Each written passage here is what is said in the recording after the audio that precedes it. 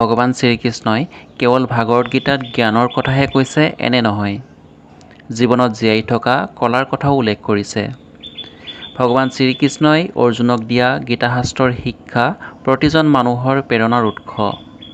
গীতাত ভগৱান শ্ৰীকৃষ্ণই অৰ্জুনক তেওঁ সকলো দুখ, কামনা, ক্ৰোধ, ঈৰ্ষা, লোভ, মোহ আদিৰ পৰা মুক্ত পাবৰ কাৰণে 18টা জ্ঞানমূলক কথা কৈছিল। আহকচোন আজি এই ভিডিঅ'টোত সেই 18টা জ্ঞানমূলক কথাৰ বিষয়ে জানো।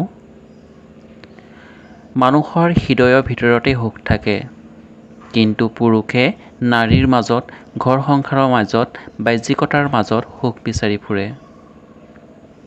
শ্ৰীকৃষ্ণই কৈছে যে ঈশ্বৰক কেৱল শৰীৰে পূজা কৰা নহয়, মনেৰেও পূজা কৰা উচিত।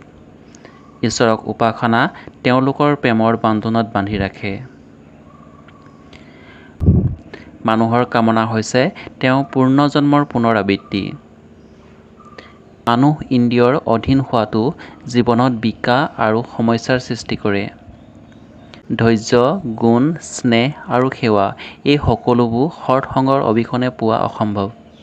শ্ৰীকৃষ্ণই কৈছে যে মানুহে কাপোৰ সলনি কৰা প্ৰয়োজন নাই, প্ৰয়োজন হৈছে হৃদয় পৰিৱৰ্তন কৰাহে।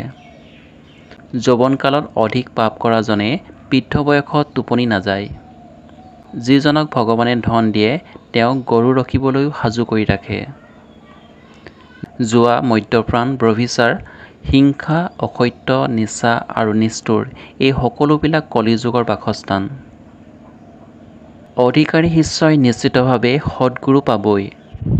শ্ৰীকৃষ্ণই কৈছে যে মানুহে নিজৰ মনটো বাৰে বাৰে বুজাব লাগে যে ঈশ্বৰৰ বাহিৰে আন কোনো নাই। একে সময়তে বিবেচনা কৰা উচিত যে তেওঁ কোনো নহয়, লগতে তেওঁ কাৰো নহয়।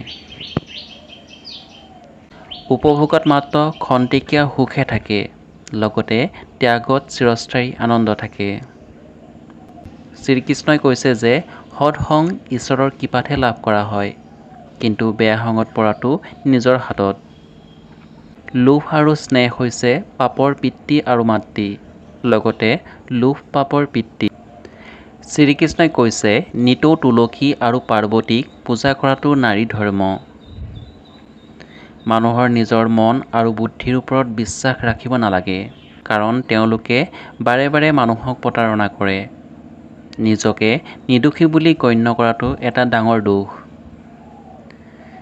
স্বামী-স্ত্ৰীয়ে যদি পূৰ্ণ জীৱন যাপন কৰে তেন্তে ভগৱান পুত্ৰৰূপে তেওঁলোকৰ ঘৰলৈ আহিবলৈ ইচ্ছা কৰে।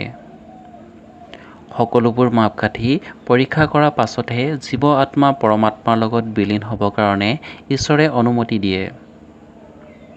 বন্ধু-বান্ধৱীসকল, ভগৱান শ্ৰীকৃষ্ণই গীতাশাস্ত্ৰত অৰ্জুনক দিয়া নীতিশিক্ষামূলক কথাখিনি জানি কেনে পালে জনাবচোন। আগলৈও এনেধৰণৰ ভিডিঅ' পাবলৈ চেনেলটো ছাবস্ক্ৰাইব কৰিবলৈ নাপাহৰিব। ধন্যবাদ।